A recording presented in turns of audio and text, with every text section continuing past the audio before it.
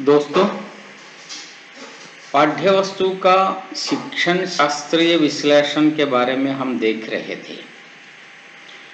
उसके लिए अधिक बातें अब हम देखेंगे। हम जानते हैं कि शिक्षक का माध्यम पाठ्यवस्तु है। शिक्षक और छात्र के बीच में जो साधन है वो पाठ्यवस्तु है।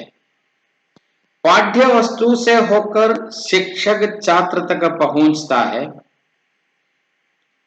छात्र शिक्षक तक पहुंचता है पाठ्यवस्तु के द्वारा ही। तो दोनों के लिए यह माध्यम है।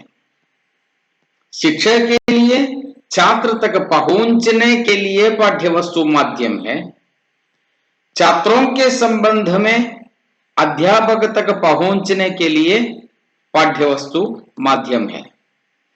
इसलिए पाठ्यवस्तु का शिक्षण शास्त्रीय विश्लेषण अनिवार्य है हर मौके पर। क्यों? यह शब्द क्यों? निर्दिष्ट पाठ में यह वाक्य क्यों? निर्दिष्ट पाठ में निर्दिष्ट कहानी क्यों? वो भी उसका एक उद्देश्य होता है। उद्देश्य होना चाहिए उसका शैक्षणिक विश्लेषण, शास्त्रीय विश्लेषण पाठ्यवस्तु का होना अनिवार्य है। शैक्षणिक विश्लेषण में उद्देश्यों का विश्लेषण होता है। हाँ, देखिए, एक पाठ में पाठ सिखाने का एक उद्देश्य छात्र को कविता रचने के लिए तत्पर बनाना या कविता रचने के लिए उसमें शेषी बढ़ाना, ताकत कौशल बढ़ाना है। समझो, तो विश्लेषण करना चाहिए कि निर्दिष्ट उद्देश्य की प्राप्ति के लिए निर्दिष्ट पाठ भाग योग्य है, नहीं तो क्यों? कौन सा परिवर्तन उसमें होना चाहिए?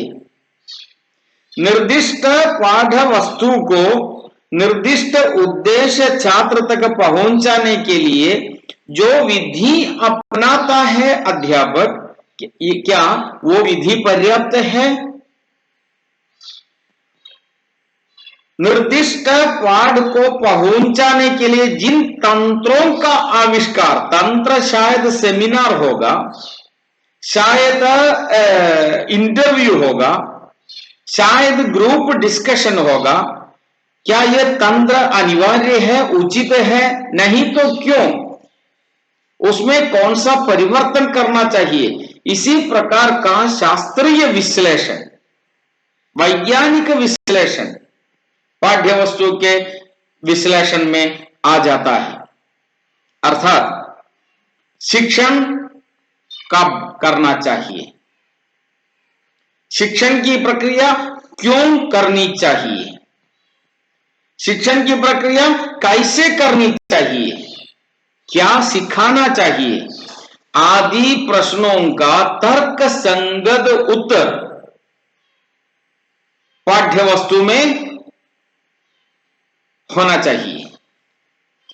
तभी तो पाठ्यवस्तु उचित पाठ्यवस्तु बन जाएगी। शिक्षण शास्त्रीय विश्लेषणों में पाठ्यवस्तु को इकाइयों में विभाजित करता है। आप लोगों ने देखा होगा, आपकी पाठ्य पुस्तिका 5वीं, 6वीं, 7वीं, 8वीं कक्षा के पाठ्य पुस्तिकाओं में एक ही पुस्तक में 8वीं कक्षा के पुस्तक में 4 या 5 इकाई होंगी। इकाइयों की क्रमबद्धता होगी। पहली इकाई जो है वो इकाई अंत में क्यों नहीं लाते हम?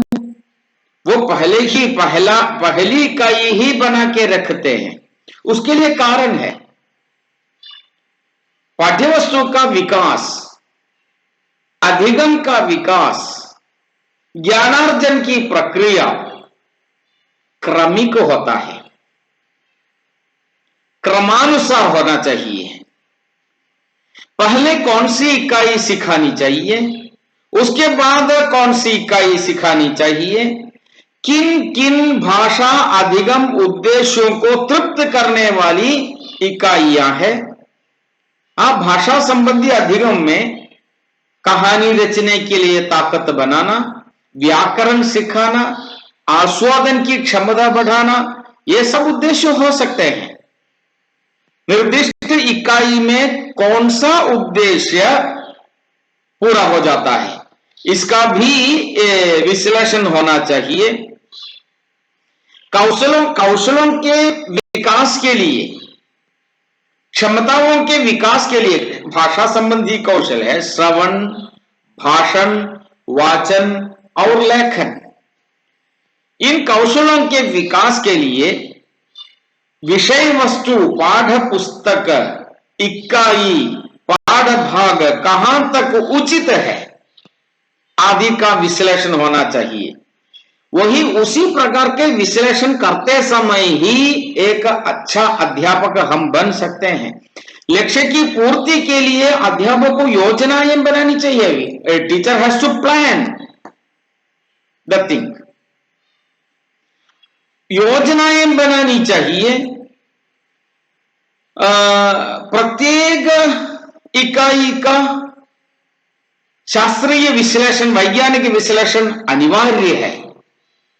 अधिगम के उद्देश्य का विश्लेषण, शिक्षण विधि का विश्लेषण, शिक्षण तंत्र का विश्लेषण, सहायक सामग्रियों का, शिक्षण प्रतिमानों का विश्लेषण, मूल्यांकन विधि का विश्लेषण। तभी तो हमने ब्लूप्रिंट बनाया था। उस ब्लूप्रिंट के अनुसार ही मूल्यांकन के लिए, टीई के लिए, परीक्षा के लिए हम क्वेश्चन पेपर बना लेते हैं। मूल्यांकन की विधि, उसका विश्लेषण, ज्ञान संबंधी प्रश्न कितने हैं, अर्थ ग्रहण संबंधी कितने हैं, विश्लेषणात्मक प्रश्न कितने हैं, उसका भी ध्यान देना चाहिए आदि का नियोजन शिक्षण शास्त्रीय विश्लेषण के अंदर आ जाते हैं। बाकी हम अगली कक्षा में देखेंगे। तब तक नमस्कार।